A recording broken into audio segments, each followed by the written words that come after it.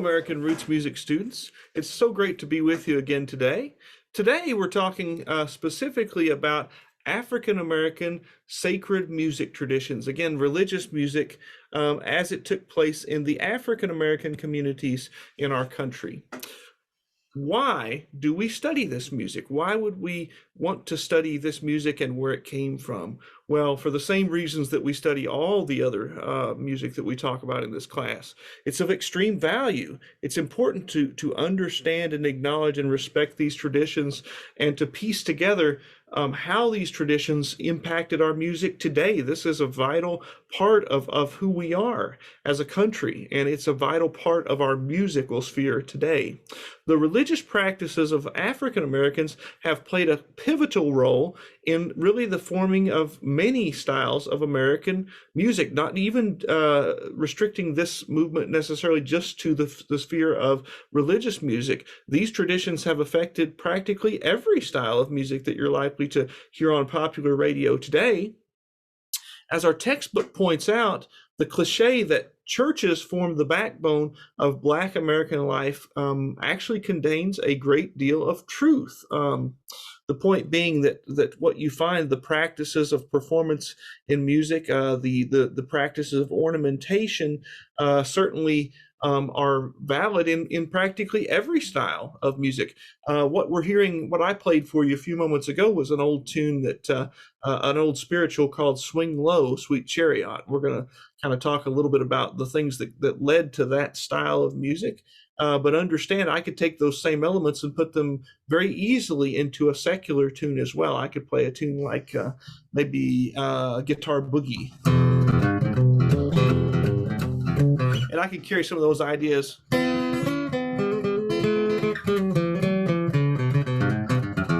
where let's see.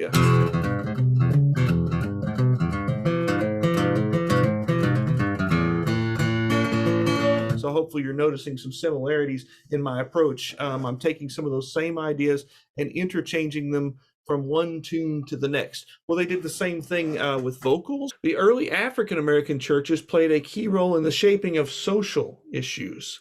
The organizational aspect of these churches became very, very important to the African Americans. After all, during these terribly difficult decades of legalized slavery, the need for social cohesiveness and leadership was particularly pressing. There was a strong need for a center where these individuals could get together and organize and form a strategy, and also, support each other during, again, a very, very difficult time. Post-Civil War, African American churches also served as social service networks and rallying points for civil rights and public spokespersons. The effect of the African American churches in those days is still being affected today. It's still being felt today in our music. There were many musical practices that were popularized and explored that are still perfectly valid today and are still quite popular and still being used.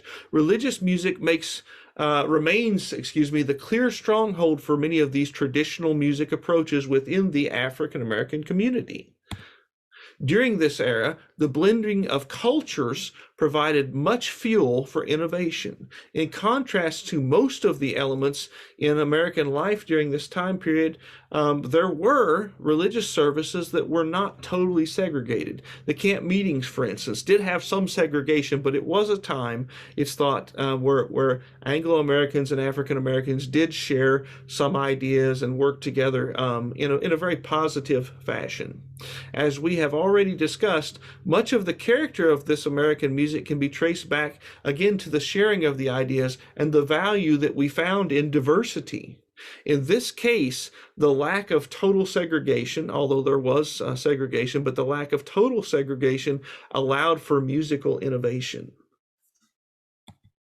Camp meetings, as we talked about in the previous chapter, played a huge role in the formation of much of this music. Oftentimes, these gatherings led to, again, to the creation of music. Oftentimes, the spontaneous creation of music. Contemporary accounts suggest that many of the African Americans sang louder than the whites, and that oftentimes these folks also stayed up long after their counterparts had retired for the evening, still singing, still exploring the ideas and sharing their faith and their enthusiasm. These late night gatherings provided the African American singers a forum for experimentation that was not previously available to them, which is very, very important. As a result, the camp meetings helped to bring about the following innovations. These folks improvised lines by adding lines. They added new phrases to biblical verses and prayers to form new versions of the previously established Watts hymns. So they changed the hymns. They also added choruses and refrains. Of course, the chorus being the part of the song that's sung over and over and over again. In I'll Fly Away, that's I'll fly away. You keep hearing that part. And of course, the refrain is where the last line is repeated. The tunes veered from the acceptable European melodies, the commonly established and popular European melodies, towards more dance-like tunes. The banjo and fiddle dance tunes that were favored in folk music had a strong influence on the tunes that they were writing for these new camp meeting spirituals. They had a lively, exciting feel about them. These new songs contained enough familiar elements to become very popular quickly. They gained swift acceptance and widespread acceptance, again, as a new genre, the spiritual song. Spirituals refer to the largely antebellum body of songs of unknown authorship that passed through these oral traditions in the 1800s. These songs arose from the devastating effects of slavery. Although their precise origins may be obscure, they are known to be some of the earliest sacred folk songs that are attributed to the African American cultures. Today, the spiritual is also used as kind of a catch-all, a general term that refers to most of the African American compositions of a religious nature from the 1800s. Characteristics of the spiritual: they had lots of elements of interest. Sometimes they would have syncopated hand clapping, foot stamping, call and response, as we've talked about before, group participation, improvised texts, and also they would often make use of the alternating line and a refrain. So they would have a line that was different and then a refrain that possibly the entire congregation would repeat back to them. So call and response. The themes, as one can imagine, would often center on the things that the African Americans would have been thinking about at that point. Of course, the trials and difficulties of a life that was made doubly difficult by slavery, loss and separation, and also death and escape.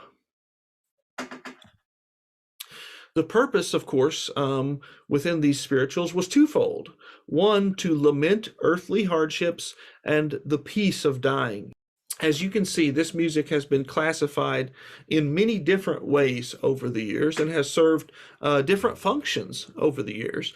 But many of the terms have a double meaning or more than one definition. The term Jubilee can, number one, be used as a reference to songs about freedom, again, and the release from slavery and the happiness of being set free. I often like to remember that because the term Jubilee, with this is a good way to remember it because it's talking about happiness and what of course would make one more happy than to gain their freedom.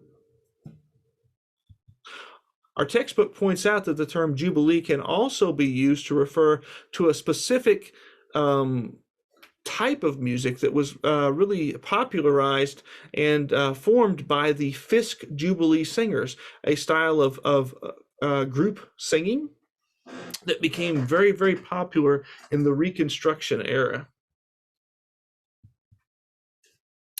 So during the 1930s, the term was reinvented even to refer to up-tempo songs performed by black gospel quartets that featured vocal effects, high rhythmic interest, strong lead vocals, and a pump bass. In other words, a bass that was a bass singer that was essentially kind of propelling the music with the feeling of a pulse or a beat, which again, many would say this is a growth from the Jubilee sound that the Fisk Jubilee singers pioneered. Characteristics of this style of singing. This style of singing incorporated new lyrical and musical ideas. They often told stories from the Bible based on Bible parables. And unlike blues or the earlier spirituals, they tended to really focus on a message or a sermon. And they were compared to or comparable to nodal ballads in their ability to relate a story. And of course, if you're not familiar with the term nodal ballad, we're talking about songs that had a basic story, and they used that story as a point of departure. So again, it's very spontaneous. You may tell the story, but you may use it as just a launching point, and you may embellish on that story a little bit or kind of ad lib just a little bit as the song is going on.